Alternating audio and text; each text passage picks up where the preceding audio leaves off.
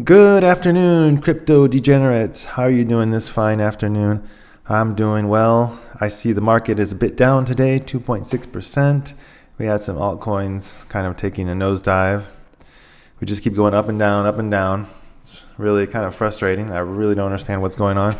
But let's get started with the crypto X news. We got 𝘃𝗶𝗁𝗃 saying, holy shit, President Trump just announced 10% tariffs on EU goods. Countries include United Kingdom, France, Finland, Norway, Sweden, Denmark, Germany, Netherlands. Trump administration says the tariffs will increase to 25% on June 1st if a deal to acquire Greenland is not reached. Here we go. Okay, so Trump is really pushing for Greenland. Basically, it seems to be for the missile defense. They want to make like an Iron Dome like they have in Israel, so they can shoot down any nuclear missiles that come towards the United States. And it seems to be that's like the major reason that Trump wants to make an agreement for Greenland. I think he's kind of being a bit aggressive about it, but, whatever. Okay, cryptos. Trump moment is over. From 𝘃𝗶𝗱𝗲𝗁𝗃, from George. I'm George. We're all George. I'm not George. And Mocha Brands co-founder 𝘃𝗲𝗏𝗄𝗏 says the market overbet on politics, especially the Trump effect, and that the era of riding headlines is fading. He argues 2025 was hyped as a Trump year for crypto, but policy noise, tariffs, macro regulations didn't deliver price outcomes. Traders treated crypto like it was the first priority for political tailwinds, but it wasn't. 2026 is shaping up to be about real utility, compliance, and institutional entry, not headline chasing. His point is that the easy narrative trade is behind us and the next leg will be driven by products and use cases, not politics. Well, obviously, the trade has been behind us for a long time because crypto has basically gone to hell. It's gone to hell ever since. Pumped up to the moon when Trump was elected. And then basically it's just been crashing aside from Bitcoin. Crashing. Nobody believes. Nobody's believing in altcoins right now. That's fine. Today I bought more NEAR and AVAX because I saw the market was down again yesterday, and I usually buy like a couple times a month. Not a ton of money because I don't have a ton of money, but I buy a little bit here, a little bit there. Whenever there's like a big dump, I buy, or if it's a small dump and I haven't bought in a while, I buy when I feel like it's really low. But then when I feel like things are going up, I just don't buy anything hardly at all. It's only when it goes down, that's when I buy. Mr. Crypto Whale says, Fed Chair Powell confirms all U.S. banks are now cleared to provide Bitcoin and crypto services. More adoption. This is great. I don't know if this is true, but I'm guessing it's true. That's awesome. Just so much, so much positive news coming in for crypto. That's why this market just really doesn't make any sense to me. Either there's massive manipulation or it just doesn't make sense. Paul Barron. Has the pro-crypto White House abandoned the crypto industry and the 200 million American Gen YZ 200 and Alpha who will benefit from crypto? Global population in this group is 6.8 billion versus 1 billion boomers. Crypto wins. Passing the torch is here. We now have the voting power. We just have to make it count. So I guess younger people have to vote. In this high affordability crisis, the market structure bill designed to protect high-yield stablecoins has been one of the few tools left for regular people to fight currency debasement and generate passive income. Yet banks are ramping up pressure to crush these yields to protect their own margins. Taking away our ability to earn real yield while the educated middle class is drowning isn't consumer protection, it's financial suppression. Yes, one of the big issues with the Clarity Act is that the banks don't want you to get interest on your stablecoins. So that's the big issue, and that's kind of what's blocking it. And I totally agree that has to be, you have to be able to get interest from your stablecoins. I mean, that's a great thing about crypto, getting interest from your crypto. But crypto is so volatile, you don't know if it's going to be worth half as much as it's worth in the moment that you buy it or that you put it in staking. But with stablecoins, that the coin is going to hold the value of the dollar. So it's going to hold the value as well as the dollar will hold its value, which isn't perfect, but long term or in short term, you get good interest and you keep your dollars. So breaking, Coinbase CEO says banks are lobbying to block stablecoin rewards to defend their own profit margins. Yes, of course, that's the big thing, the big issue, the Clarity Act. That's kind of the big thing that we're stuck with here. The soap opera goes on. Cryptos are us. X endgame, global financial powerhouse. If done right, X will be half of the global financial system, says Elon Musk. Ooh, man, that's like so ambitious by Elon, but that's no surprise. He's a very ambitious guy. He wants to solve huge problems. X is rolling out crypto trading, payments, and banking style services all inside one app. This sounds kind of exciting, actually. Buy, sell crypto in the timeline, send money globally, replace traditional banks. This isn't a social app pivot. It's a bid to become global financial infrastructure. I don't know, man. When you try to do too many things, it's like you just mess everything up. It just gets too complicated. So I don't know if this will work out, but Elon, I mean, if there's anyone who I bet on, it would be Elon. Steak and Shake. I don't know if you guys heard about Steak and Shake. Some months ago launched, they started taking Bitcoin payments.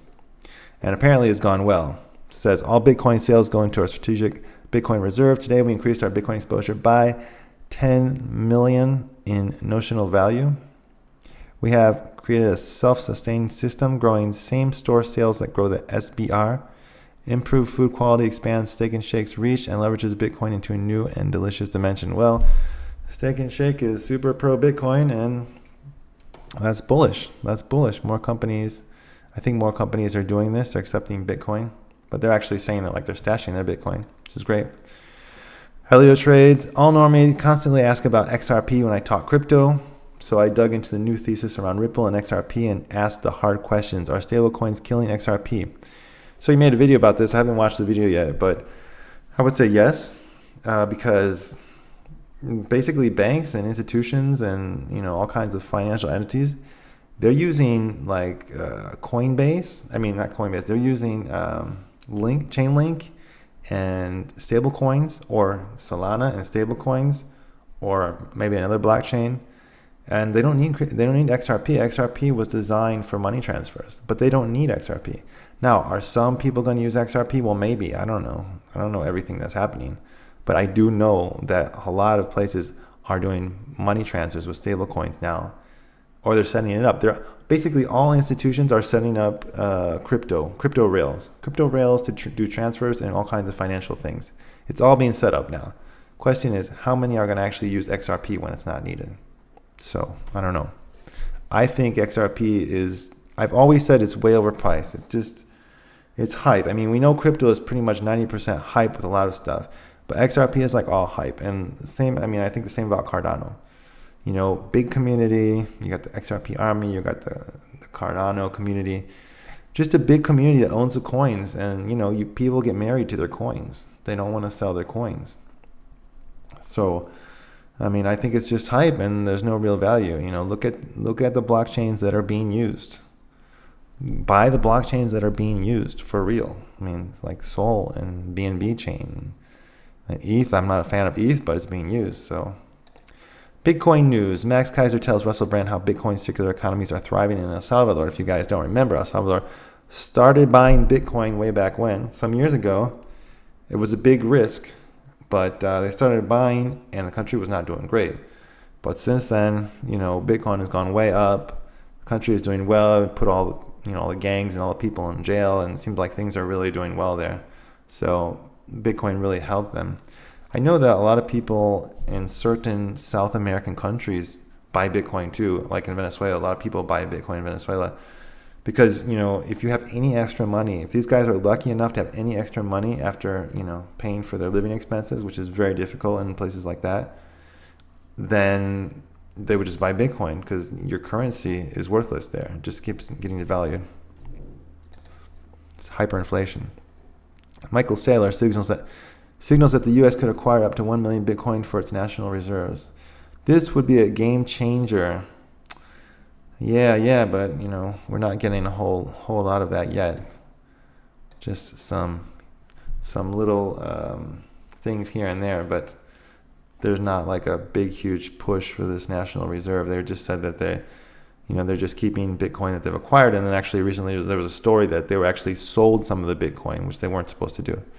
So IDK lads. I actually don't know what IDK means. Looks pretty damn bullish to me. This is our range, our Bitcoin range here. I don't really like charts. I don't believe in charts. Everything reacts on the news, basically. But anyways, we'll put some charts here. 𝘃𝗶𝗱𝗲𝗃𝗏, this chart hasn't left my mind for months. Alt season 2026 might follow the exact same pattern. Multi-year trend break, golden cross, parabolic move. Okay, so if we look at this, we can see if this is actually the bottom, then boom, that goes up here to the top of this range. That would be like absolutely incredible. I don't know if it'll happen or if this will just keep going down, down, down, down, down. We'll see. Only time will tell. But I keep stacking. I keep buying little by little top coins, top 100 coins that I like, the ones that I think are being used, the ones that are being adopted. Yeah, I mean, I don't mind. I don't mind stuff being cheap. I don't mind stuff going down. But I'm buying mostly the coins that I think will come back. I'm buying a little bit like Sonic. I buy a little bit of Sonic. I don't know if it's going to come back. It might be like Harmony from the 2021 cycle. Like I was buying a lot of Harmony, and then I started selling it off, and it just, these blockchains that aren't being used, they can just be forgotten, just be left behind. That's why it's so important to buy mostly blockchains. Even though we're buying cheap, buy mostly blockchains that are being used. Of course, the ones that are being used the most aren't as cheap. Solana and BNB chain, Ethereum, they're not as cheap. Wendy O. Millions liquidated from the cryptocurrency markets. It's really not as bad as it looks. Who are we blaming now? I don't know. Did anyone answer that? Who are we blaming? The game is on, never liquidate. Accumulate. Exactly. That's what I say. Just accumulate. I can't wait for football season to be over. Yeah, but it'll be nicer. Like, it's nice to accumulate, but it'll be nicer when, like, we actually have profits again. Anyways. Lark Davis. Bitcoin just closed the daily candle below 94,000 resistance level. BTC also failed to close the weekly candle above 94,000. So, what does that mean? Who knows? Like I said, I don't really believe much in charts, but they're fun to look at. People seem to love them. Traders seem to use them. Anyways, okay, this is a funny one. Basically, Alex Becker posted this. He posted this. Said, pal, all you had to do was stick around, just the start for AI coins. So basically, this is PAL, P-A-A-L. Not like he's not saying, hey, pal, but this is like the actual token is P-A-A-L.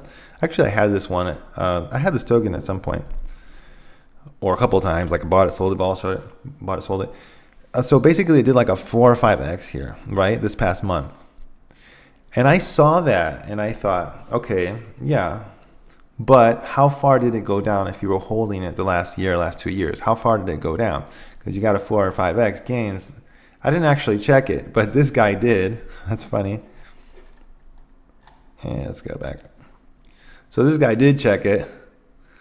And yeah, so you had these little tiny gains. This is a little tiny gain here. And if you had bought anywhere around here, you absolutely lost all your money. And this little tiny gain is like nothing. So he said, if you can't stick around for the 98% loss, you don't deserve the 15% pump. And this is a good point, because I hate it when people do things like this. I hate it when people post like, wow, look at these gains. But just before that, you had like a huge dump. So you would actually lost more money. It's like people always showing their wins, trying to make it look good. Or like if they do do big trades, like these guys that have a lot of money, got into Bitcoin early, they like to trade big amounts, right? So they do like a big trade, they have a successful trade, and they show it like, oh, look at how much I made off this one, but they don't show like the other trades where they lost the money. So I just find it annoying. Just be honest. Just be honest. Oh my goodness. Lark Davis, Crypto Bros, 2026 will be our year. 2026 so far. And then we've got our red bubbles, the banter bubbles. So everything's in red. But I'm cool. I'm totally cool with it. I don't mind red. I just keep buying little by little, trying to buy good ones. Keep the faith, because I don't believe Bitcoin is I don't believe crypto is just Bitcoin. I got in 2020. In 2021, I got in when Bitcoin dumped in May. That's when I got in. And ever since then, when I saw it, when I started seeing the markets like that, I was like, look at all these tokens. Like, look at this big ecosystem that I was totally oblivious to. All I had heard about was like Bitcoin and maybe Ethereum. It's like, man, there's this huge ecosystem. There's something very big here. Like, it was the same thing when the internet started. I thought of that. I was like, this is like when the internet started. Something big. There's like big changes here. Something very important. And I still hold that idea that I don't think it's just Bitcoin. You know, this technology is very good, and these blockchains, they make money. Like, if you're buying blockchains, they make money. They make fees. So yeah, that's it for today. This is my third video. Thank you for anybody who watched, and if anybody actually stayed till the end, well, that's absolutely amazing. And I'll see you tomorrow. Crypto news every day. I just started this. I started my Spanish channel like 3 months ago, and I'm just doing everything in English and Spanish. So thank you very much for watching, and I'll see you tomorrow.